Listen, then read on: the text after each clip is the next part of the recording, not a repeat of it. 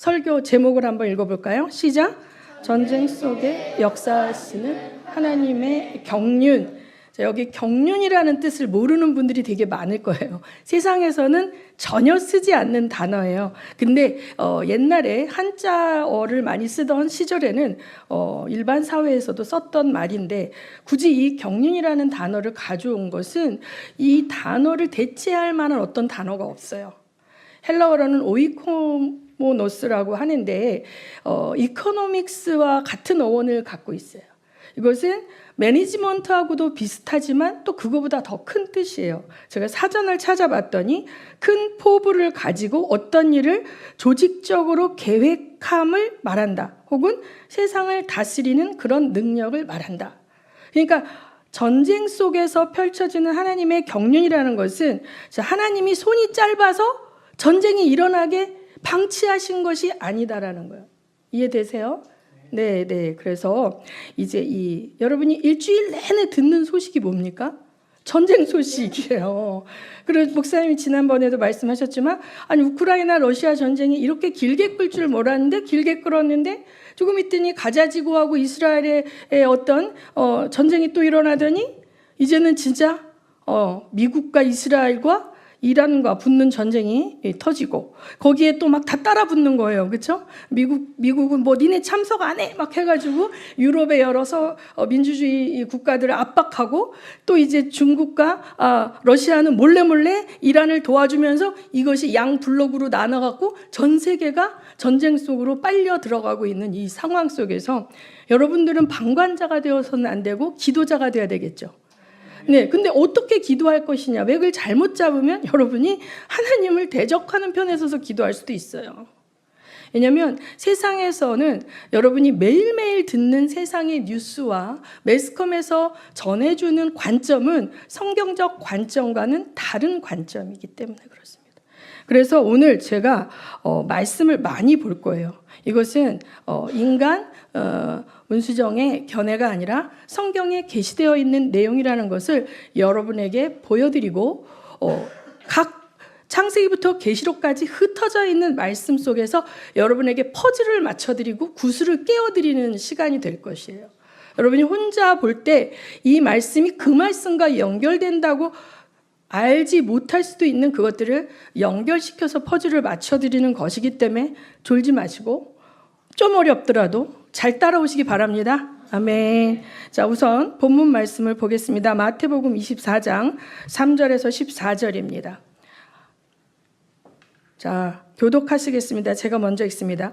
예수께서 올리브산에 앉아 계실 때에 제자들이 따로 그에게 다가와서 말하였다.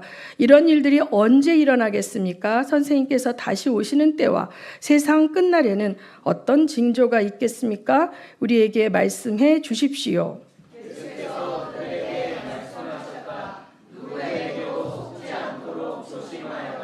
많은 사람이 내 이름으로 와서 말하기를 내가 그리스도다 하면서 많은 사람을 속일 것이다. 또 너희는 여기저기서 전쟁이 일어난 소식과 전쟁이 일어나리라는 소문을 들을 것이다. 그러나 너희는 당황하지 않도록 주의하여라. 이런 일이 반드시 일어나야 한다. 그러나 아직 끝은 아니다. 민족이 민족을 거슬러 일어나고 나라가 나라를 거슬려 일어날 것이며 여기저기서 기근과 지진이 있을 것이다. 그러나 이런 모든 일은 진통의 시작이다. 그때의 사람들이 너희를 환난에 넘겨줄 것이며 너희를 죽일 것이다. 또 너희는 내 이름 때문에 모든 민족에게 미움을 받을 것이다. 또 많은 사람이 걸려서 넘어질 것이요 서로 넘겨주고 서로 미워할 것이다. 또 거짓 예언자들이 많이 일어나서 많은 사람을 홀릴 것이다. 그리고 불법이 성하여 많은 사람의 사랑이 식을 것이다. 그러나 끝까지 견디는 사람은 구원을 얻을 것이다. 이 하늘나라의 복음이 온 세상에 전파되어서 모든 민족에게 증언될 것이다. 그때에야 끝이 올 것이다. 네, 아멘. 자, 오늘 이 본문 말씀을 읽고 보니 우리가 매일매일 살아가고 있는 현 시대에서 일어나고 있는 일을 그대로 얘기하고 있지 않습니까? 그대로 일어나고 있어요. 예, 여기저기에서 전쟁이 일어난 소식과 일어나리라는 소문을 들을 것이고, 민족이 민족을 거스르고 나라가 나라를 거슬러 일어날 뿐만 아니라 불법이 성해요. 권력과 돈이 많은 사람들은 아무리 죄를 지어도 재판을 받지 않고 재판이 멈추고, 판사도 돈으로 매수하고 권력으로 협박해서 판결을 왜곡시켜버리고, 돈이 없는 사람은 힘없이 지은 죄도 없는데 누명을 쓰고 감옥에도 가고 막 이런 일이 우리 매일매일 펼쳐지는 거 보고 있습니다. 그래서 사람들은 마음이 식어. 어차피 뭐 정의와 공의는 없어. 이 세상은 어차피 권력에 의해서 굴러가는 거야. 돈에 의해서 굴러가는 거야. 이렇게 하면서 어떤 기대도 가지지 않고, 우리가 세상을 똑바로 바르게 해야 된다는 걸 이미 포기해버리고 그냥 될 대로 되라, 그냥 나 하나 잘 먹고 잘 살면 되지 하면서 우리가 그냥 이렇게 살아가는 세상이 온다는 것이죠. 그런데 성경 말씀에 뭐라는, 이것은 환란이 뭐예요? 진통이 시작이에요. 시작. 스타트에 불과한 거예요. 이게 끝날 때까지 점점 어떻게 될까요? 강도가 강해질까요? 약해질까요? 강해지겠죠. 그런데 언제 끝이 온대요? 끝이 있다고 했어요. 14절에 뭐라, 끝이 언제래요? 하늘나라의 복음이 온 세상에 전파될 때, 모든 민족에게 갈 때, 그때가 끝인다는 거예요. 그러니까 이 복음이 증거될 때 우리 생각에는 전쟁도 없고 곤란도 없으면 쫙쫙쫙쫙 복음이 증거될 것 같은데, 지금 이 말씀 가운데서는 환난과 기근과 전쟁은 전쟁대로 펼쳐지지만 복음은 어떻게 돼요? 복음대로 땅끝까지 물밑에서 가고 있다. 그러면 전쟁과 복음 전파의 이 함수관계를 여러분이 찾아내야 되겠어요. 그래서 그냥 전쟁을 우리는 죽으면 안 되는데, 우리나라에 큰일 터지면 안 되는데 벌벌 떨면서 견디라는 것이 아니라, 전쟁을 허용하시는 하나님의 뜻 가운데서 아버지 뜻이 이루어지도록 기도하면서 능동적으로 이 환난을 견디라, 이 말씀입니다. 아멘. 네, 그래서 끝까지 견디는 사람은 어떻게 해? 끝까지 견디는 사람은 구원을 얻는다. 뭘 견뎌야 돼? 뭘 견뎌야 돼요? 불법도 참아내야 되고, 미움과 미혹, 거짓 선지자들이 이 길이 바른 길이다라고 얘기하는 그 미혹도 헷갈리면 안 돼요. 이 시대의 선지자 역할을 인류에게 하고 있는 게 뭐라고 생각하세요, 여러분? 교회일까요? 매스컴입니다. 매스컴이에요. 전 인류를 선지자 역할을 하면서 끌고 가는 것은 매스컴이에요. 근데 여러분이 매스컴이 끄는 길로 가면 살까요? 망할까요? 망합니다. 왜냐하면 마귀는 되게 영특하기 때문에 이 중요한 거점을 딱딱 확보하는데, 그 확보가 이미 끝났다, 미완이다. 전 끝났다고 봅니다. 그래서 이것을 이제 좀 더 디테일하게 말씀을 보면서 들어갈 건데, 자, 하나님 나라의 복음이 이 온 세상에 전파되고 온 민족에게 들어가면 끝이 된다는데, 이것이 투 트랙이 있어요. 투 트랙. 모든 민족에게 전파되어야 하겠죠. 복음을 듣지 못한 민족이 남아있지 않아야 돼요. 그래서 한 파트 속에서는 우리가 이렇게 미전도 종족이라는 말을 참 많이 했습니다. 한 번도 복음을 들어보지 못한 미전도 종족을 향하여 나아가고자 하는 선교의 역동의 흐름을 하나님이 푸시하시고 역사해 주시는 거예요. 그래서 그 말씀이, 하나님의 말씀이 그 종족의 언어로 번역되게 하시고, 그것이 이제 그들에게 뿌려질 수 있도록 여러 것을 통하여 일하시는데, 요새는 제가 여행 그 프로그램을 많이 본다 했잖아요. 옛날에는 뭐 TV를 통해서 봤지만 요새는 앱을 통해서 보면 여행하는 유튜버들이 되게 많은데, 이 아프리카 사막 한가운데 사는 베두인들도 스마트폰 갖고 있어요. 다 갖고 있습니다. 예. 그래서 이게 이 스마트폰을 통해서 복음의 그 말씀이 들어가고 있죠. 정말 확실하게 번역이 되어지면서 들어가고 있습니다. 또 하나의 축은 뭐냐면 이스라엘의 회복이에요. 이스라엘의 회복. 자, 그래서 이 말씀을 보기 위해서 우선은 로마서 11장 25절에서 31절까지 보겠습니다. 제가 왔다 갔다 성경을 많이 본다 그랬습니다. 교독합니다. 형제자매 여러분, 나는 여러분이 이 신비한 비밀을 알기를 바랍니다. 그것은 여러분이 스스로 현명하다고 생각하는 일이 없게 하려는 것입니다. 그 비밀은 이러합니다. 이방 사람의 수가 다 찰 때까지 이스라엘 사람들 가운데서 일부가 완고해진 대로 있으라는 것과 온 이스라엘이 구원을 받게 되리라는 것입니다. 그것은 성경에 이렇게 기록되어 있는 바와 같습니다. 구원하시는 분이 시온에서 오실 것이니 야곱에게서 경건하지 못함을 제거하실 것이다. 이것은 그들과 나 사이의 언약이니 내가 그들의 죄를 없앨 때에 이루어질 것이다. 복음의 관점에서 판단하면 이스라엘 사람들은 여러분이 잘 되리라고 하느님의 원수가 되었지만 택하심을 받았다는 관점에서 판단하면 그들은 조상 덕분에 하나님의 사랑을 받는 사람들입니다. 하나님께서 주시는 고마운 선물과 부르심은 철회되지 않습니다. 전에 하나님께 순종하지 않던 여러분이 이제 이스라엘 사람의 불순종 때문에 하나님의 자비를 입게 되었습니다. 이와 같이 지금은 순종하지 않고 있는 이스라엘 사람들도 여러분이 받은 그 자비를 보고 회개하여 마침내는 자비하심을 얻게 될 것입니다. 아멘. 이제 우리가 이방인 교회죠. 우리는 유대인이 아니잖아요. 그렇기 때문에 우리는 모든 민족의 복음을 전하는 쪽으로 굉장히 초점을 맞추고 우리 서진교회는 복음의 서진을 힘쓰면서 그것에 사명을 받은 교회예요. 근데 다른 축이 있다는 거예요. 다른 축은 뭐냐면 이스라엘의 회복이에요. 지금 이스라엘은 아주 소수만 예수 그리스도를 메시아로 인정하고 대다수의 유대인들은 예수 그리스도의 원수로 행합니다. 왜냐하면 십자군 전쟁을 통해서 그들은 십자가에 대한 알레르기가 있어요. 제가 이스라엘 갔을 때 이렇게 십자가 목걸이를 하고 있었는데 그 같이 인솔하는 간사가 그 목걸이 빼라 그러더라고요. 그들은 십자가를 보는 순간 분노가 올라오는 거예요. 왜냐하면 십자가 깃발 들고 와서 유대인들을 다 죽였거든요. 그래서 그들은 이제 그 십자가에 대한 상처와 트라우마가 아직 해결이 안 된 사람들이 되게 많고요. 그래서 우리가 갔던 팀들은 유대인들을 초청해서 공연을 하고 용서의 편지, 우리 기독교인들이 당신네 유대인들에게 행했던 모든 죄를 대표해서 회개한다, 용서를 한다, 이 편지를 읽을 때 어떤 사람들은 막 중간에 나가버려요. 너희 결국 이런 거 하려고 이 공연한 거였어? 막 이렇게 하고, 그런가 하면 그 나치의 아우슈비츠 그 경험한 나이 많은 유대인들은 울기도 해요. 왜냐하면 기독교인들이 자기들을 다 가스실에 보내고 이렇게 죽이고 막 이랬는데 그들이 잘못했다고 하니까 그 힐링이 돼서 울기도 하고. 자, 유대인의 대부분들은 기독교인들 예수 그리스도를 메시아로 여기지 않고 있지만 이제 하나님의 계획은 뭐예요? 이스라엘이 회복되는 거예요. 많은 수의 이스라엘 유대인들이 예수님을 믿게 되는 거죠.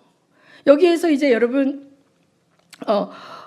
이 바울 서신의 이 로마서를 더 자세히 여러분이 나중에 읽어보시면 바울이 너무 안타까워했죠. 자기 동족을 위해서 차라리 내가 지옥에 갈지라도 그들이 제발 예수님이 메시아인 걸 알기를 원한다라는 안타까운 심정이에요. 그는 이방인의 사도로 부르심을 받았지만 자기 자신이 열심히 특심인 바리새인이고 이 유대인이라는 긍지가 있었기 때문에 초창기에 때는 유대인들에게 복음을 전했어요. 왜냐하면 자기도 스데반을 죽일 때 어떻게 했습니까? 죽어 마땅하다고 생각했기 때문에 그들의 이 사고 속에 이 견고한 진 속에 갇혀 있는 게 너무 안타까워서 그걸 깨트려 주기 위해서 유대인에게 계속 갔지만 유대인에게는 계속 배척을 당했고 이방인들에게는 계속 복음이 들어갔기 때문에 기도하는 가운데 하나님께서 자기를 이방인을 위한 사도로 부르셨다는 사명을 깨닫고 이방인을 위해서 헌신하며 사도의 삶을 살았지만 그 마음 한가운데는 뭐예요? 자기 동족, 민족이 예수를 모르는 것에 대한 안타까움이 있어서 중보하던 사람이거든요. 거기서 이렇게 얘기합니다. 너희가 이제 이방인인데 너희들이 지금 부흥이 되고 하나님의 성령의 역사가 너희 가운데서 많이 일어났다고 해서 너희들이 유대인보다 뛰어나고 하나님이 유대인보다 너희를 더 사랑한다는 착각하지 말아라.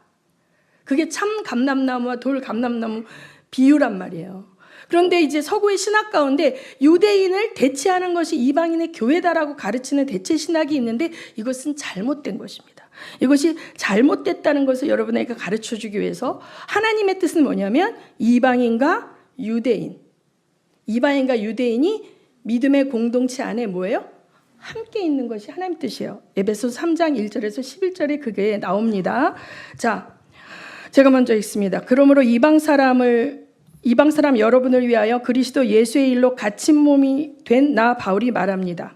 하나님께서 여러분을 위하여 일하도록 나에게 이 직분을 은혜로 주셨다는 것을 여러분은 이미 들었을 줄 압니다. 하나님께서는 나에게 그 비밀을 계시로 알려주셨습니다. 그것은 내가 이미 간략하게 적은 바와 같습니다. 여러분이 그것을 읽어보면 내가 그리스도의 비밀을 어떻게 이해하고 있는지를 알게 될 것입니다. 지나간 다른 세대에서는 하나님께서 그 비밀을 사람의 아들들에게 알려주지 아니하셨는데 지금은 그분의 거룩한 사도들과 예언자들에게 성령으로 계시하여 주셨습니다. 그 비밀의 내용인즉 이방 사람들이 복음을 통하여 그리스도 예수 안에서 유대 사람들과 공동 상속자가 되고 함께한 몸이 되고 약속을 함께 가지는 자가 되는 것입니다. 나는 이 복음을 섬기는 일꾼이 되었습니다. 내가 이렇게 된 것은 하나님께서 그분의 능력이 작용하는 대로 나에게 주신 그분의 은혜의 선물을 따른 것입니다. 하나님께서 모든 성도 가운데서 지극히 작은 자보다 더 작은 나에게 이 은혜를 주셔서 그리스도의 헤아릴 수 없는 부요함을 이방 사람들에게 전하게 하시고 만물을 창조하신 하나님 안에 영원 전부터 감추어져 있는 비밀의 계획이 무엇인지를 모두에게 밝히게 하셨습니다. 그것은 이제 교회를 통하여 하늘에 있는 통치자들과 권세자들에게 하나님의 갖가지 지혜를 알리시려는 것입니다. 다 같이 이 일은 하나님께서 우리 주 예수 안에서 성취하신 영원한 뜻을 따른 것입니다. 네, 아멘. 자, 이 에베소서 3장 1절에서 11절 말씀을 보면 서구 신학에서 얘기하는 대체 신학이라는 것은 분명히 잘못된 것이고 하나님의 뜻은 뭐예요? 이 비밀의 내용이 뭐래요? 이방 사람과 유대인이 공동 상속자가 돼요. 그 뭐에 대한 공동 상속이에요? 하나님의 나라와 의인데 그 하나님의 나라의 상속자, 하나님 나라의 통치자 예수 그리스도를 통해서 주신 그것을 믿음의 언약을 통해서 계약을 맺는 거예요. 아멘? 네. 그래서 우리는 예수 그리스도와 함께 새 언약을 통해서 언약의 파트너가 됐어요. 하나님의 언약의 파트너가 돼서 상속자로 들어왔단 말이에요. 그럼 유대인도 혈통적으로는 아브라함의 자손이지만 믿음의 언약을 맺어야 된다 이거예요. 지금 유대인들 가운데 착각하고 있는 거, 또 어떤 크리스찬들 이스라엘 사역하는 사람들 가운데 착각하고 있는 것은 예수 그리스도를 메시아로 인정하는 그 새 언약의 믿음의 언약에 유대인은 필요 없다 그렇게 얘기하는데 그건 아니죠. 유대인도 반드시 예수 그리스도라는 그 언약의 매개체인 그 예수 그리스도와의 한 몸이 되는 그 과정을 통해서만 하늘나라의 상속자가 되는 것이에요. 아멘.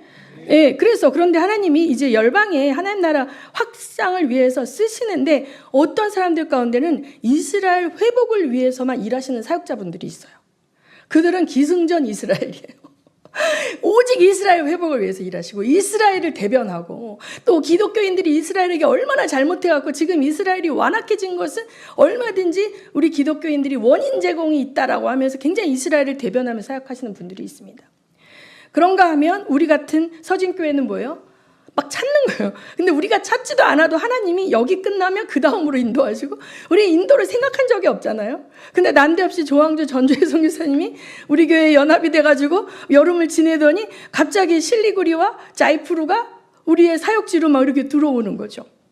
우리는 처음에 이제 중국만 생각했고 북한만 생각했는데 우르무치가 닫히기 전에 이미 타지키스탄을 열으시고 타지키스탄이 또 끝나갈 무렵에 몽골을 열으시고 우즈벡을 열으시고 막 이러면서 우리가 따라가기 벅차게 하나님은 서진해 가고 계시잖아요. 왜? 우리가 사명에 따라가기 때문에.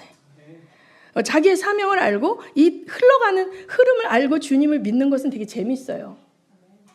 예, 그래서 여러분이 말씀을 좀 많이 아시기를 바랍니다. 저의 사명 중에 하나는 성경 교사잖아요. 자, 신약을 알면 나의 구원과 우리 가족과 우리 공동체 안의 그 믿음 이것을 우리가 잘 알 수 있어요. 근데 구약의 모세오경, 토라까지는 하나님 나라의 운영 방침을 알 수 있습니다. 그런데 역사서, 여호수아기부터 열왕기 하까지 또 선지서까지 알면 하나님께서 열방들을 어떻게 경륜하시는지, 이제 이 열방들이 어떻게 하면 망하는구나, 어떻게 하면 흥하는구나, 그런데 또 이 땅에서 흥하는 게 하나님이 기뻐하는 것만은 아니구나, 결국은 하나님의 뜻은 마지막에 어떻게 어떤 열방들을 어떻게 처리하시겠다는 계획서까지 선지서에 다 나와 있어요. 그러면 선지서를 여러분이 알면 이 구약의 계시가 지금 현대의 열방들을 볼 수 있는 통찰을 줄까요, 안 줄까요? 주죠. 저는 요 최근에 계속 에스겔, 다니엘, 스가랴, 이사야 계속 읽으면서 하나님, 제가 어떻게 방향을 잡고 기도해야 하나님의 뜻이 이 땅 가운데 이루어지도록 기도하는 중보자의 삶을 사는 것일까요? 계속 저는 묻고 또 묻습니다. 근데 여러분이 방관자가 되면 안 되기 때문에 이것을 나 혼자 하는 것이 아니라 여러분들도 들어오라고 이 말씀을 전하는 것입니다. 아멘. 자, 그래서 이제 여기에서 이제 좀 어려워집니다. 그렇다면 하나님이 도대체 그냥 왜 이렇게 복잡하게 하시지? 그냥 하나님의 뜻대로 확 가면 되는데 어떤 나라들은 정말 하나님을 거역하고 대적하고 하나님이 하지 말라는 것만 골라 하는 그 나라들을 왜 한 방에 치지 않으시고 그들이 막 세력을 키워가지고 엄청나게 위험 인자가 극대화될 때까지 가만 냅두시지? 이런 생각 여러분 하지 않습니까? 맞죠? 예. 자, 근데 아까 얘기한 거 다시 한번 이제 하다 보면, 자, 우리는 언약의 파트너라 그랬어요. 이방 교회죠. 이방인 교회지만 언약의 파트너예요. 그러면 이제 처음에 사도 바울 시대 사도들이 살았을 때는 유대인이 많이 믿었을까요? 이방인이 많이 믿었을까요? 유대인이 많이 믿었겠죠. 그런데 사도 바울의 복음 전파로 말미암아 이방인 교회들이 계속 증가되면서 이방인이 점점 늘어나게 됐는데 거꾸로 유대인은 점점 강팍해지면서 유대인 가운데는 믿는 자들이 안 생기다 보니까 이제 사도 시대가 끝나고 나서 중세 이때 되면 이방인이 많이 믿었을까요? 유대인이 많이 믿었을까요? 이방 교회들이 훨씬 숫자가 많았던 거예요. 그래서 아까 얘기했잖아요. 유대인들이 더러는 완악하게 돼서 복음을 받아들이지 않게 되는 가운데 이방 교회들이 막 늘어나면서 전 세계 열방 가운데 하나님을 믿는 백성들이 막 늘어났단 말이에요. 마지막 때 하나님이 하실 일이 뭐라고요? 이스라엘을 회복시켜서 유대인 가운데 믿는 자, 그게 계시록에는 14만 4천이다 이렇게 나오지만 숫자적인 어떤 것이 문자적인 현실이 아닐지라도 하나님이 생각하시는 양이 차야 돼. 유대인 가운데 예수를 메시아로 믿는 자, 그게 되면 그 다음에 열방의 모든 민족이 복음을 들으면 딱 역사가 뭐예요? 스탑되고 주님이 오시는 그날이 되는 거죠. 하나님이 아까 제가 예수 그리스도를 말미암는 새 언약의 파트너가 돼야만 구원의 상속자가 된다 그랬잖아요. 하나님 나라의 상속자가 된다 그랬잖아요. 그럼 이곳의 원형은 어디 있냐? 원형은 창세기에 있어요. 그래서 창세기로 가야 돼. 창세기 12장 1절에서 3절을 봅니다. 창세기 12장 1절에서 3절 읽습니다. 다 같이 시작. 주님께서 아브라함에게 말씀하셨다. 너는 내가 살고 있는 땅과 내가 난 곳과 너의 아버지의 집을 떠나서 내가 보여주는 땅으로 가거라. 내가 너로 큰 민족이 되게 하고 너에게 복을 주어서 내가 크게 이름을 떨치게 하겠다. 너는 복의 근원이 될 것이다. 너를 축복하는 사람에게는 내가 복을 베풀고 너를 저주하는 사람에게는 내가 저주를 내릴 것이다. 땅에 사는 모든 민족이 너로 말미암아 복을 받을 것이다. 아멘. 제가 창세기를 가르치면서 가장 공을 들이고 가르치는 게 이 아브라함의 언약인데 이것은 새 언약의 원형이죠. 어떻게 보면 아브라함은 믿음의 조상이죠. 그러니까 우리도 아브라함은 믿음의 조상이에요. 이방인 교회도 아브라함을 믿음의 조상으로 여깁니다. 그런가 하면 이스라엘은 뭐예요? 이스라엘도 그들은 자기 혈통적 조상인 거예요. 그렇죠? 그렇기 때문에 당연히 아브라함 자기들의 아버지라고 생각해. 선조라고 생각하는 거예요.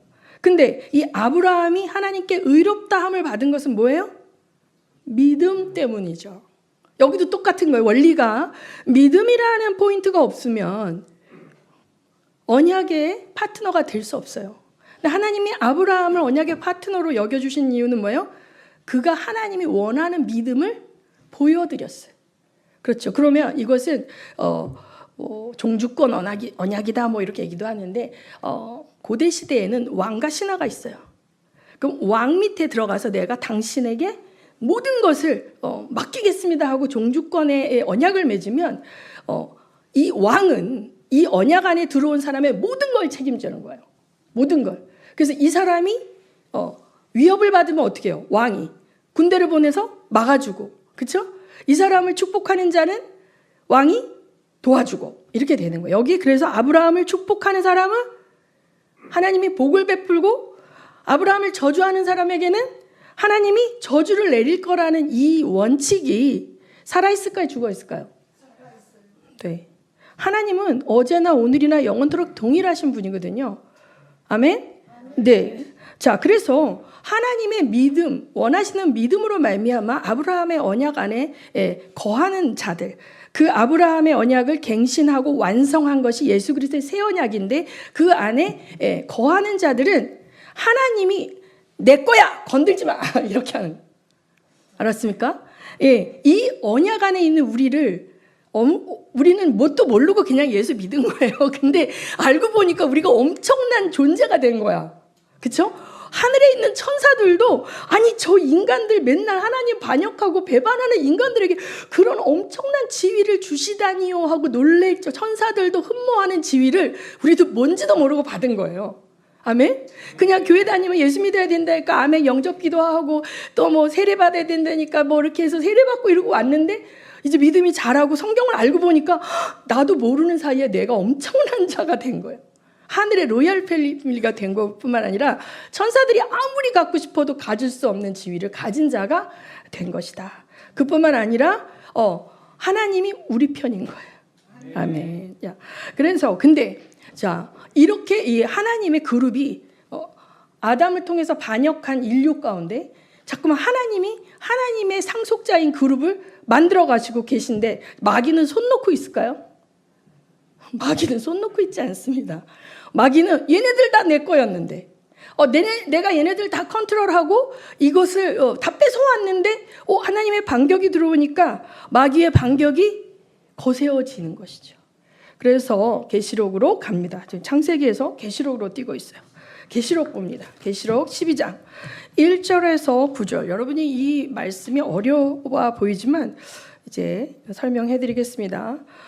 교독합니다. 제가 읽습니다. 계시록 12장 1절. 그리고 하늘에 큰 표징이 나타났는데 한 여자가 해를 둘러 걸치고 달을 그 발 밑에 밟고 12별이 박힌 면류관을 머리에 쓰고 있었습니다. 이 여자는 아이를 베고 있었는데 해산의 진통과 괴로움으로 울고 있었습니다.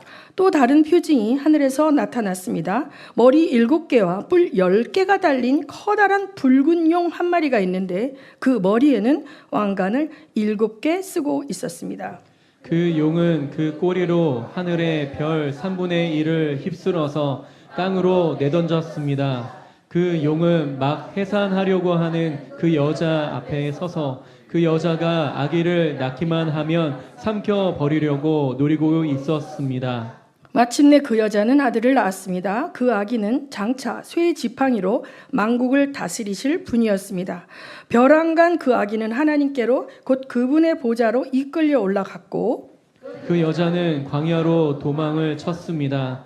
거기에는 1260일 동안 사람들이 그 여자를 먹여 살리도록 하나님께서 마련해 주신 곳이 있었습니다. 그때 하늘에서 전쟁이 일어났습니다. 미가엘과 미가엘의 천사들은 용과 맞서서 싸웠습니다. 용과 용의 부하들이 이에 맞서서 싸웠지만 당해내지 못하였으므로 하늘에서는 더 이상 그들이 발붙일 자리가 없었습니다. 다 같이 그래서 그 큰 용, 곧 그 옛 뱀은 땅으로 내쫓겼습니다. 그 큰 용은 악마라고도 하고 사탄이라고도 하는데 온 세계를 미혹하는 자들입니다.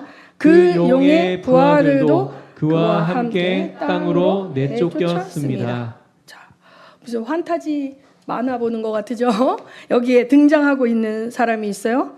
한 여자가 나오죠. 그 여자가 해를 둘러걸치고 달을 발에 밟고 12별이 박힌 면류관을 쓰면서 아이를 잉태했는데 그 아이가 낳았어. 근데 그 아이가 낳자마자 어떻게 됐대요? 하늘로 올라갔어요.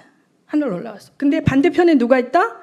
붉은 용 한 마리가 있어. 붉은 용 한 마리가 있는데 이 붉은 용 한 마리는 이 아이를 낳으면 어떻게 해?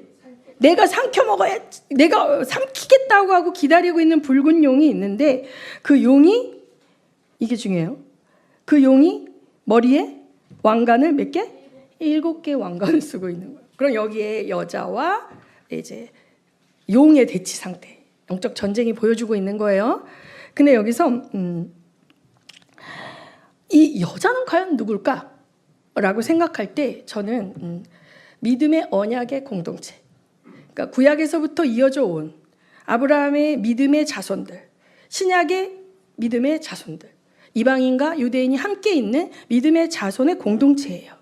그런데 이 구약의 이 믿음의 자손의 공동체는 메시아를 낳아야 되는 사명이 있어요. 그렇기 때문에 이 유대인을 죽이려는 시도가 계속 있었어요. 그리고 낳았는데 이 아이를 죽이려는 시도가 있었죠. 여러분, 애굽에서 모세가 태어날 때 어때요? 유대인 남자아이들을 다 죽이려는 뭔지 모르지만 이 용의 세력은 이게 놔두면 안 될 것 같은 그런 위협을 느끼기 때문에 다 죽이려고 그랬죠. 예수님이 태어났을 때도 어떻게 했습니까? 3세 이하의 아이를 다 죽여버려요. 이게 안 되는 거야. 메시아가 오는 거를 허락하면 안 되기 때문에 막 죽여버리는 이런 역사를 하는 거예요. 낳기만 해. 내가 찾기만 하면 당장 삼켜버리겠다라고 하는 용의 눈을 피해서 아이가 태어났고 그 아이는 일정 기간 있다 바로 하늘로 올라갔어요. 근데 남아있는 건 뭐예요? 여자가 남아있는 거예요. 그러니까 용이 화가 났어요? 안 났어? 화가 났죠. 용이 화가 나서 이 여자를 가만두지 않고 이 여자를 핍박하고 고통을 주고 죽이려고 하니까 이 여자가 피난 간 거예요. 그 여자는 지금의 신약에는 뭐예요? 교회죠. 교회. 근데 문제는 뭐냐면 자, 면류관을 쓰고 있다는 거예요. 무슨 말이에요? 면류관 안에 뭐가 있어요? 왕관 몇 개 쓰고 있대요? 7개 쓰고 있대요. 이거는 세상의 통치자를 말해요. 여러분, 다니엘서를 쭉 읽어보면 금신상이 나오거든요. 금신상에 느부갓네살은 이제 느부갓네살이 이제 상징하는 금, 그 밑에 은, 동, 뭐로 이렇게 나오는데 그 금신상은 세계의 역사 가운데 등장할 제국들을 말한단 말이에요. 그 제국들의 왕관을 용이 쓰고 있는데, 그죠? 그러면 그 통치자들에게 왕관을 부여하고 권세를 주는 건 뭐다? 용의 세력이 있다 없다? 있다라는 거예요. 그런데 여자도 왕을 쓰고, 여자도 뭐가 있어? 여자? 머리에 왕관 몇 개 쓰고 있어? 여자는 해와 달과 그 발을 밟고 12별이 박힌 면류관을 쓰고 있는 거예요. 자, 여자에게도 통치자의 권세를 위에서 할 수 있는 뭔가가 있는 거고, 용에게도 왕관을 씌워주는 권세가 있다 없다? 있다. 이 전쟁이 수천 년 동안 이어져 오고 있는 것입니다. 수천 년 동안 계속 셌어요. 그래서 용의 세력이 왕관을 씌워주면 교회와 여자를 죽이려고 덤벼드는 정권이 탄생하는 거예요. 이해되세요? 그런데 여자의 세력이 여자 안에서 어떤 통치자의 그것이 나오면 하나님 나라의 복음을 위해서 막 문호를 개방하고 선교사를 지원하고 막 영국의 제가 대영제국 시대에 그들이 선교를 위하여 선교사를 보낼 때 우리가 지금 선교사 가는 거는 유도 아니에요. 배 타고 가서 가다 죽을 수도 있고요. 그 풍토병과 아프리카 같은 데 가서 못 올 수도 있는데 가겠다고 하는 사람들을 후원해서 보냈어요. 이렇게 하나님 나라 확장을 위해서 그 제국의 파워가 커지고 물건이 들어오면 복음을 또 뭐예요? 확장하는 일에 그들의 권세를 쓰여지는 거예요. 이 그림이 보여주는 의미를 잘 이해하시기 바랍니다. 아멘. 자, 그래서 계시록 12장 17절을 한 절 더 보겠습니다. 17절. 자, 용이 쫓겨났다 그랬어요. 쫓겨나서 엄청 화가 났어요. 그래서 자, 17절 보면 시작. 그래서 그 용은 그 여자에게서 노에서 그 여자의 남아있는 자손 곧 하나님의 계명을 지키며 예수의 증언을 간직하고 있는 사람들과 싸우려고 떠나갔습니다. 네. 자, 용이 너무 화가 났어요. 용은 여자가 너무 싫은 거예요. 왜 예수님이 여자에게서 태어난 아이로 이렇게 여기에 상징이 됐을까요? 창세기에 뭐라 해요? 3장 16절에 여인의 후손으로 오신다고 그랬죠.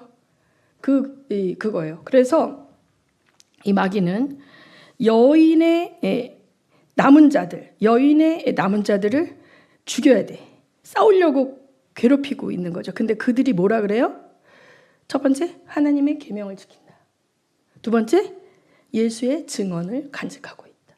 예수가 메시아라는 걸 확실히 아는 사람이 하나님의 계명을 지키며 사는 거예요. 아멘. 그들이 마귀의 타겟이에요. 이 옛뱀, 용, 곧 뭐라 그래요?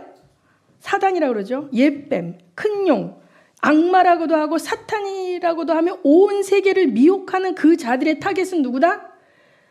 여인의 남은 자손. 그 자손은 뭐예요? 예수의 증언과 하나님의 계명을 순종하는 자들이라는 거예요. 자, 그러면 우리가 타겟일까 아닐까? 타겟이죠. 타겟입니다. 타겟이에요. 자, 근데 여기서 이제 제가 다음 주엔 다니엘을 할 건데, 자, 다니엘이라는 사람 여러분 아시죠? 다니엘이 뭐 죄 졌습니까?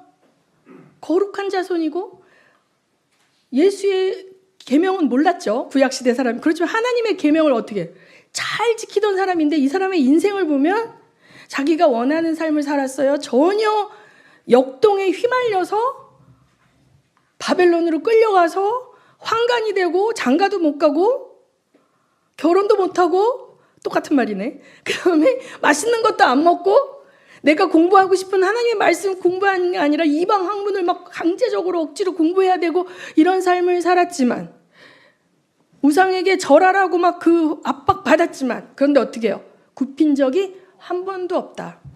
결국 그래서 하나님이 그에게 권세를 주자 모든 이방 왕들이 그를 존중하는 인생이 됐죠.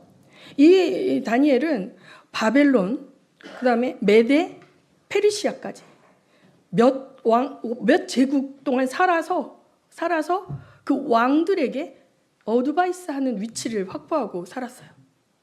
근데 진짜인지는 모르겠지만 사마르칸트에 다니엘의 무덤이 있다고 그러고 이란에도 있다고 그러고 뭐 다니엘을 이 이방인들도 되게 존경했던 거예요. 근데 다니엘은 어떤 사람이었냐면 하나님께 끊임없이 기도하는 사람이었어요.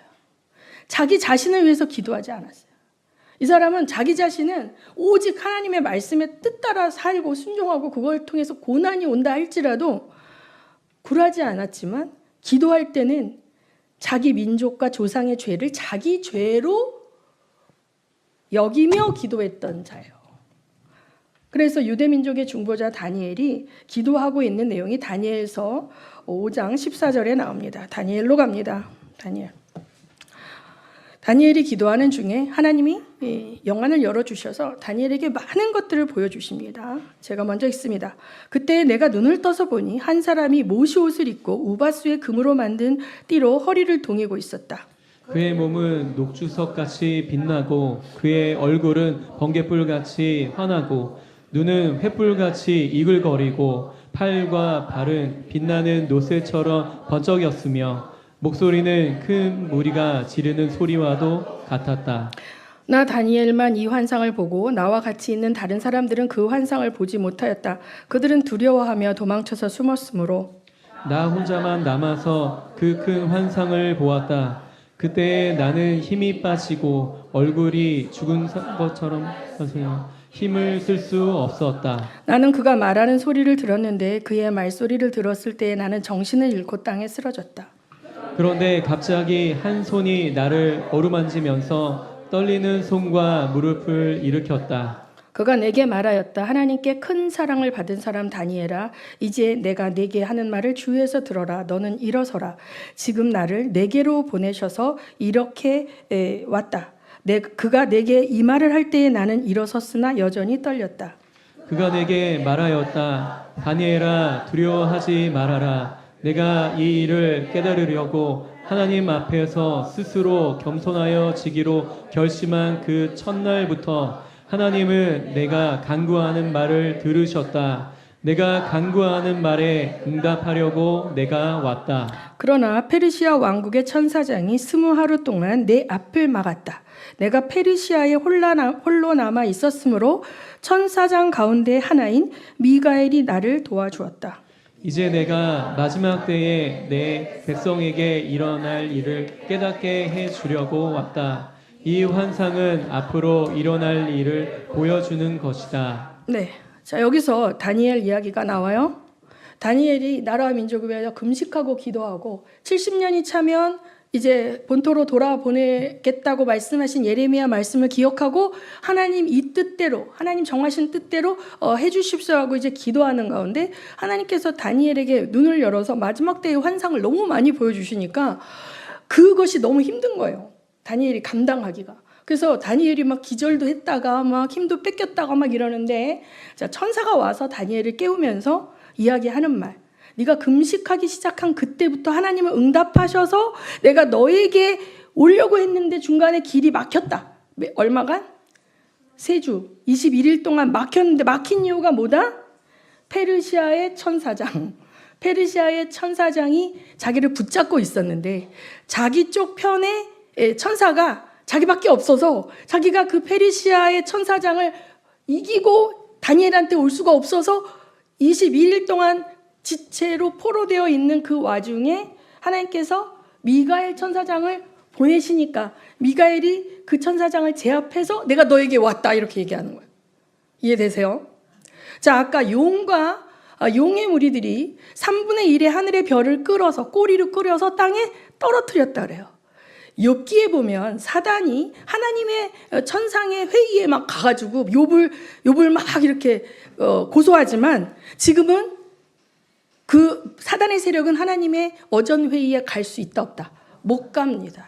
그런데 이들은 1층천, 2층천, 3층천, 3층천이 하늘들의 하늘, 하나님이 거하시는 하늘이라면 공중권세.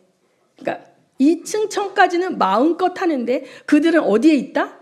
2층천에 거하고 있어요.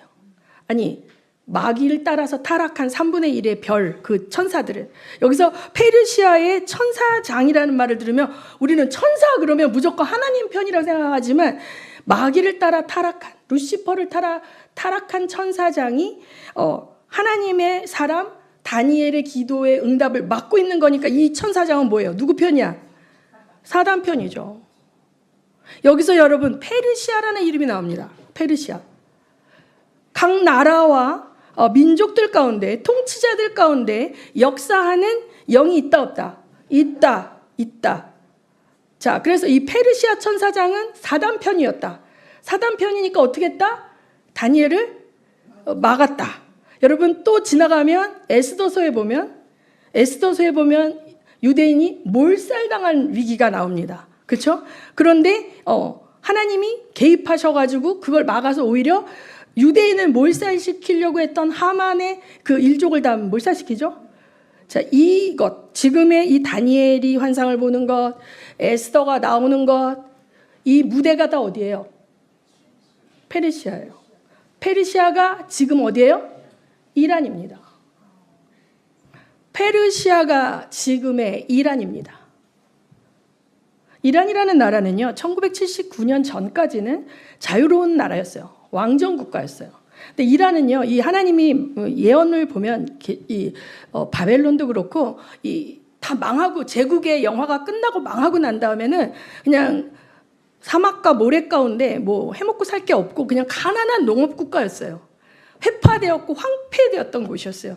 그런데 이 전 세계의 에너지가 석유가 되면서 석유가 나오기 시작하면서 돈이 쏟아져 나오고 있어요. 하나님이 이스마엘에 대한 예언을 아브라함을 그때 이스마엘을 하며 아브라함에게 이제 이삭에게는 영적인 상속권과 권위를 주었지만 이스마엘에게는 땅의 기름진 복을 줬어요. 여러분, 이스마엘의 후손들이 사는 나라는 전부 기름이 나옵니다. 전부 일도 안 하는데 기름만 팔아서도 엄청 잘 사요. 이 복을 줬는데 이 복을 갖고 같이 여호와를 섬겨야 되는데 이들이 자기들의 신을 만들고 자기들의 신이 진짜라고 얘기하면서 하나님을 믿는 자들을 죽이려고 하기 시작했어요. 근데 이 성경이 기록될 시절, 다니엘 시절에 이 다니엘이 있었던 시절에 이 페르시아는 이슬람이 그때는 없었어요. 조로아스터교라는 불을 숭배하는 그런 종교를 믿었는데 이제 이슬람이 점령하고 난 다음에 그 페르시아는 이슬람 국가가 되었고 이슬람과 세속인이 다 섞여 있는 그런 나라였다가 기름이 나기 시작하자 나라가 돈을 엄청 벌기 시작하고 부자가 되니까 이 왕정 하에서 귀족들은 어떻게 해요? 엄청 잘 살고 부자들은 잘 사는데 일반 평민들은 못 살게 되죠. 그러니까 이 사람들에게 불만이 있는 틈을 타서 이슬람 혁명이 일어난 거예요. 이슬람은 평등하니까 아마 이슬람 이 신정국가가 생기면 우리가 더 잘 살게 될 것이다라고 생각해서 1979년 호메이니에 의해서 신정 쿠데타가 일어났을 때 다 환영하고 신정국가로 세팅을 한 지 몇십 년이 지난 지금 어떻게 됐어요? 자유가 박탈당하고 여자들은 대학도 갈 수 없고 히잡을 쓰고 살아야 되고 7세기로 회귀한 거예요. 7세기에 회귀했어요. 그러면서 사람들을 막 파리 목숨처럼 죽이고 모든 이란에서 나오는 그 부의 권력은 그 이슬람의 그 통치자들 그들이 독점하고 국민들은 더 못 사는 그런 나라가 된 거예요. 그렇게 됐는데 자, 왜 이란은 왜 그렇게 이스라엘을 못 살게 굴까? 코란의 종말론에 보면 우리도 종말론이 있지만 코란에도 종말론이 있어요. 이 이맘이라는 존재는 선지자예요. 근데 그들은 뭐냐면 예수도 선지자였고 예수보다 더 뛰어난 선지자가 누구예요? 마호멧이라는 거예요. 마호멧이야말로 모든 알라의 계시를 완성한 최고의 선지자라는 거예요. 예수가 못한 거를 알라가 했다는 거. 아니요, 마호멧이 했다는 거죠. 그런데 그 마호멧이 죽으면서 내가 죽은 다음에 12 이맘들이 나타나서 이제 이슬람 국가를 확장시키고 완성시킬 것인데 11번째 이맘까지 나오고 12번째 이맘이 아직 어디 안 나와. 근데 12번째 이맘이 나오기 전에 적의 무리들을 다 죽여서 이슬람 왕국을 만드는 것이 이들의 사명이라고 생각해. 그래서 그들은 지하드라는 성전, 거룩한 전쟁이라고 그들이 말하는데 그들이 말하는 지하드 성전에 괴멸시켜야 할 대상이 어딜까요? 예수 믿는 사람과 기독교인과 유대인인 거예요. 그래서 그들은 이렇게 얘기합니다. 큰 사탄인 미국과 작은 사탄인 이스라엘을 이 지구상에서 없애는 것이 그들의 사명이라고 생각하는 거예요. 그래서 그들이 석유로 번 돈을 가지고 뭘 만들어요? 미사일과 핵을 만들어서 가장 타겟은 누굴까요? 이스라엘. 이스라엘을 때려서 이스라엘이 옛날처럼 지구상에서 없어지는 것이 그들이 사명 완수라고 생각하는 거죠. 그래서 자, 이제는 마귀는 여러 역사 가운데 쓰던 나라들이 많죠. 아까 7개의 왕관을 쓰고 있었잖아요. 용이. 로마 제국 때 네로 황제는 어떻게 했습니까? 불태워 죽였어. 이스라엘 자기들 황제 숭배 자기가 신인데 도미티아누스라든지 네로 황제라든지 자기를 신으로 숭배하지 않는 기독교인들 다 십자가에 산채로 매달고 불태워 죽였습니다. 나치 히틀러 유대인들을 600만이나 아우슈비츠에서 죽였어요. 소련 공산주의는 종교는 아편이다라고 하면서 교회들을 산채로 교회에다 다 우리나라도 6.25 때 교회에다 사람 다 가둬놓고 밖에서 문 치고 불질러서 죽였어요. 이 통치자의 권세 마귀 쪽에 있는 통치자의 권세를 가진 자들은 그렇게 예수 믿는 자들과 하나님의 사람들을 죽이려고 하는 사리가 있는 거예요. 누가 준 거예요? 사단이 준 거죠. 그래서 이 싸움은 누가 하나 죽어야 끝나는 싸움인데 지금은 이슬람과 공산 독재국가 연합과 이스라엘과 미국이 지금 전면전에 나오고 있습니다. 여러분 근데 이스라엘과 미국이 또 완전한 선이라고 생각하면 안 됩니다. 그러나 하나님은 악으로 악을 제어하시는데 심각하고 사악한 악을 제어하기 위해서 좀 덜한 악을 몽둥이로 쓰시는 거예요. 그것이 이스라엘을 바벨론이 어떻게 해요? 치죠. 이스라엘이 불순종하고 하나님을 대적했을 때 바벨론이 와서 이스라엘을 침략하는데 바벨론에게 뭐라고 꾸짖냐면 네가 선하기 때문에 내가 너를 쓴 줄 아니야? 내 자식을 때리라고 그랬는데 누가 그렇게 죽도록 때리라고 그랬어. 살살 때리라고 그랬지. 그리고 바벨론의 멸망을 예언하신단 말이에요. 미국이 지금 이란을 응징하는 데 쓰임받고 있다 해서 미국이 완전한 의라고 얘기하면 안 되지만 하나님께서 열방을 통치하시는 과정 가운데 덜한 악, 진짜 말하자면 미국이 또 다른 지금 이제 트럼프는 대놓고 창조주를 이제 붙들고 있지 않습니까? 그가 정치적인 욕심 때문인지 뭔지는 모르지만 기독교 세력과 유대인 세력을 등에 업고 있어요. 그런데 이슬람과 공산 독재국가 연합은 하나님을 말살하려고, 하나님 믿는 자를 말살하려고 하고 있죠. 중국의 시진핑이, 우리가 처음에 중국에 시진핑 초기에는 마음껏 가서 복음을 전했지만 시진핑의 권력을 확고하게 된 다음에는 우리는 갈 수가 없게 됐어요. 모든 감시 통제가 됐고, 교회에 공산당 선언을 하지 않는 교회들은 십자가를 다 내리게 만들었고, 하나님의 대적자로 행하기 시작했어요. 근데 하나님은요, 인내하시고 참으시지만, 길이 참으시지만 임계점이 있어요. 하나님이 여기까지는 내가 봐줬지만 이 다음부터는 더 이상 봐줄 수가 없어라는 그 시점이 되어지면 그 다음에 하나님의 징계와 심판이 임하기 시작하는 거예요. 구약의 모든 역사를 보면 그렇고, 그 이후의 세상 나라의 역사를 봐도 그렇고, 지금도 마찬가지입니다. 폼페이 알죠, 여러분? 로마의 폼페이 화산이 폭발했을 때 그 폼페이 화산 전에 가보면 그 얼마나 음란했는지, 그 화산재에 타 죽은 그 속에 이 석고인가 뭘 넣어서 그 제사를 보면 음란하기가 그렇게 이를 데가 없어요. 그들이 가장 하나님이 가증히 여기는 것을 마음껏 행할 때 하나님의 심판이 임하게 되면 몰살이 되는 일이 생기거든요. 이스라엘도 마찬가지야. 예외 아니야. 이스라엘이 자기의 자녀를 산채로 불에 던져서 몰렉에게 바쳤을 때 하나님은 이스라엘 문 닫는다. 유대 이제 나라 망한다. 수위가 높아지다가 쫓겨나고 나라가 망하는 심판이 오는 거예요. 이란이 하다 이제는 핵을 만들어서 몇 달 뒤면 이스라엘을 지구상에서 없애겠다라고 공언하면서 조롱하고 이렇게 했을 때 하나님의 불화살이 떨어지는 거죠. 제가 이런 얘기를 왜 하냐면 어떤 뉴스에도 이렇게 얘기하지 않습니다.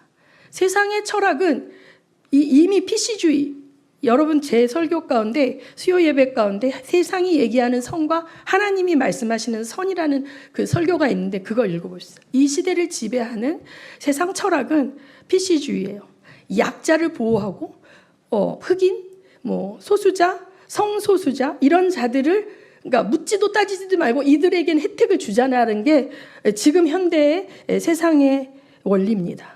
세상 철학입니다. 모든 매스컴은 그 원칙하에서 보도를 하니까 트럼프 네가 힘 가졌다고 이렇게 불쌍한 이란을 두들겨 패면 되냐 이 나쁜 놈아 이런 요조로 다 얘기하는데 여러분이 맞아 동의하면 하나님의 걸 놓친다 이 말이에요.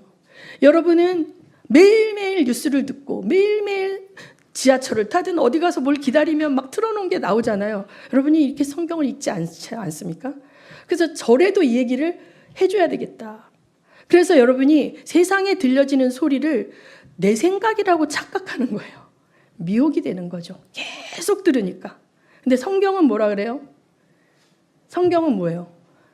아브라함을 축복한 자를 내가 축복하고 아브라함을 저주한 자를 내가 저주한다 그랬는데 아브라함의 믿음의 공동체는 지금 공격을 받고 있고 여인의 남은 후손들은 용이 집어삼키려고 공격하고 있으나 피할 길을 주신다. 아멘. 그 와중에 우리는 뭘 해야 되냐? 땅끝까지 복음을 전해야 된다. 그럼 하나님 전쟁을 막아주시지. 왜 이렇게 전쟁을 하고 마귀를 그냥 확 잡아가지고 우리가 평화롭게 복음을 전하게 하시지. 왜 이런 환난을 허락하십니까? 우리가 환난이 없고 우리가 잘 먹고 잘 살면 땅끝까지 갈까요? 안 갈까요? 안 가죠. 간다 한들 그들이 잘 먹고 잘 살고 있으면 복음을 들을까요? 안 들을까요? 안 들어요. 이 전쟁과 환난의 기근은 사람들의 심령을 가난하게 하는 거예요. 내가 아무리 열심히 노력해도 우리나라에 전쟁이 나면 내가 저축한 거 저금통에 있는 돈, 통장에 있는 돈 쓸 수가 없어요. 먹을 게 없는데. 타지키스탄에 내전이 났을 때 최연섭 선교사님 뭐라 그래요? 미국에서 달러를 많이 보내줬는데 시내에 나가도 먹을 걸 구할 수가 없대. 전쟁통이기 내전이 일어났기 때문에. 그래서 감자 몇 알 넣고 이만한 통에다 끓여갖고 지금 아잠 목사라든지 그 양육하는 청소년들 데리고 같이 나눠 먹었다는 거예요. 지금이 복음의 추수의 때인 것입니다. 이 환난과 이 기근과 전쟁의 소문 가운데 심령이 불안해. 어디에도 은혜가 없어. 자, 이란 사람들 왜 나옵니까? 자기들이 말한 그 이맘이 자기들에게 이 땅을 천국으로 만들어준다 그랬는데 39년을 속았는데 이젠 더 이상은 못 살겠다 하면서 우리를 제발 해방시켜달라 하고 데모하는 거 아닙니까? 레슬링 대표 선수를 총살했더라고 어저께.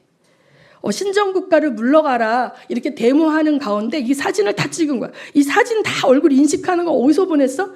중국에 안면 인식 카메라가 다 가서 다 찍었는데 그중에 진짜 잘생겼더라고요.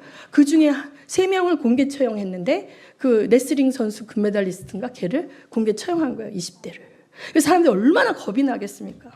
근데 그들은 우리를 살려달라, 우리를 도와달라, 이 악마와 같은 사람을 통제하고 짐승처럼 우리를 이렇게 하는 데서 제발 벗어나서 우리가 예배할 수 예배는 아니지 우리가 인간답게 살 수 있는 그러한 정권이 세도록 도와달라. 북한 사람들은 안 그럴까요? 제발 누가 이 김정은 좀 어떻게 좀 해주세요 이러지 않을까요? 그렇죠? 자, 그래서 근데 하나님이 임계점이 찰 때까지 기다리는 거예요. 그들의 악하다고 해서 그냥 함부로 치시는 게 아니라 그들도 돌이켜 회개할 시간을 주시는데 그 타이밍이 끝나면 뭐예요? 심판이 떨어지는 것입니다. 그래서 이제 우리가 준비해야 된다. 저는 어제 그제 최윤섭 선교사님 타직스탄에 만났는데 조 목사님이 한 명을 심어놨죠. 메르숏이라고 이란의 이발사. 또 우리 북한 땅에 누가 있습니까? 조안나와 기남 형제가 있습니다. 저는 기도합니다. 이 심판이 끝나고 하나님께서 거기에 문을 여실 때 이란에 가서 메르숏을 만나겠다. 그래서 최윤섭 선교사님에게 메르숏 요새 잘 있냐 그랬더니 작년까지는 나왔는데 올해는 나오라는데 안 나왔다. 이란 언제 가실 거예요? 적어도 1년은 기다려야 되지 않겠습니까? 갈 때 저 좀 어떻게 데려가 주세요. 우리 산기도팀한테는 거의 탈북 자매들이 있습니다. 함경도에서 온 자매들이에요. 통일이 되면 그들의 고향에 복음을 같이 전하러 가기로 약속을 했습니다. 준비하고 있어야 돼요. 기도하고 있어야 돼요. 기도하고 있어야 돼요. 자, 그래서 우리는 이제 이 전쟁을 허용하실 수밖에 없는 하나님 아버지의 마음을 이해해야 돼요. 일단 전쟁이 일어나면 죄 없는 자도 죽습니다. 그 전쟁을 일으킨 자들은 오히려 안전한 데 있어요. 근데 그들 때문에 전쟁에 총알바지로 나간 자들은 뭣도 모르고 그냥 죽어가는데 그것을 하나님은 슬퍼하시기 때문에 전쟁이라는 카드를 쓰시지 않기를 원하시지만 그들의 악이 하나님을 더 이상 인내하지 못하게 하는 시점에 차면 그 임계점이 차면 전쟁이 허용된다. 전쟁을 일으키는 건 우리가 볼 때 통치자들이에요. 근데 아까도 얘기했지만 통치자들 위에 누가 있습니까? 용의 세력이 왕관을 쓰고 있고 여자의 세력이 왕관을 쓰고 있어요. 그래서 우리는 아까 다시 보면 에베소서에 보면 이 언약의 공동체 믿음의 비밀을 받은 믿음의 상속자들이 하늘에 있는 영들에게 이 지혜를 하나님의 지혜를 설명하기를 원한다. 이제 에베소서 3장 10절에 보면 다시 보면 그것은 이제 교회를 통하여 하늘에 있는 통치자들과 권세자들에게 하나님의 갖가지 지혜를 알리려는 것이다. 이렇게 얘기합니다. 에베소서 6장 10절에서 12절을 보고 예배를 마치겠습니다. 에베소 6장 10절 12절 다 같이 읽습니다. 에베소 6장 시작. 끝으로 말합니다. 여러분은 주님 안에서 그분의 힘찬 능력으로 굳세게 되십시오. 악마의 관계에 맞설 수 있도록 하나님이 주시는 온 몸을 덮는 갑옷을 입으십시오. 우리의 싸움은 인간을 적대자로 상대하는 것이 아니라 통치자들과 권세자들과 이 어두운 세계의 지배자들과 하늘에 있는 악한 영들을 상대로 하는 것입니다. 아멘. 그래서 여러분이 이제 이 전쟁 가운데 기름값 올라가지고 언제나 또 외환 막 이렇게 이 현실적인 것에만 함몰되지 마시고 이란 땅에 복음이 들어갈 길이 열리게 해달라. 그곳에 그리스도의 군대가 들어가서 30 몇 년 동안 이슬람의 포로되었던 그 민족에게 복음을 들려줄 수 있도록 그리스도의 군대가 준비될 수 있도록 그 장막이 무너져서 들어갈 수 있게 해달라. 이렇게 기도하시는 여러분 되시기를 예수 이름으로 축원합니다. 기도하시겠습니다. 통성으로 기도합니다. 하나님, 나는 뭘 할까요? 나는 어떻게 살아야 될까요? 내 시간들 가운데 내 기도를 지경을 넓혀 주시고 하나님, 나를 다니엘과 같이 기도자로 세워 주시옵소서. 기도한 여러분 되시기를 원합니다. 하나님 도와주시옵소서.